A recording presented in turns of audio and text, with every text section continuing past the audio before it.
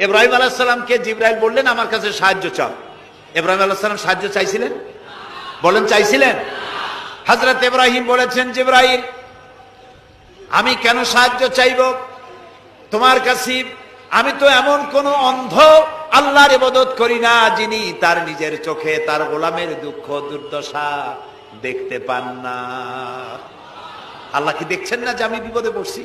আমি তোমার কাছে কেন সাহায্য চাইবো? আমি আগুনে পড়লে যদি আল্লাহ খুশি হন তাহলে আমি তো এভাবে 1000 বার পড়তে রাজি আছি আমার আল্লাহকে খুশি করার জন্য।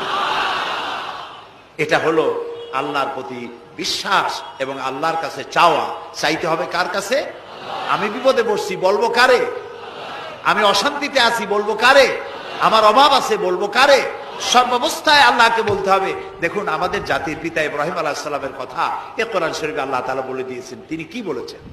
হযরত ইব্রাহিম বলেছেন, আল্লাযী হুয়া ইউতঈমুনি ওয়া ইয়াসকিন। আমি যখন ক্ষুধার্ত হই আল্লাহ আমারে খাওয়ান, আমি যখন তৃষ্ণার্ত হই আল্লাহ আমারে পান করান। ওয়া ইযা মারিতু ফাহুয়া ইয়াশফিন। আমি যখন অসুস্থ হই আল্লাহ আমারে রোগ মুক্ত করেন। সুবহানাল্লাহ। আইয়ুব আলাইহিস সালাম 18 বছর রোগ ভোগ করলেন, কষ্ট পাইলেন, তিনি সাহায্য কার কাছে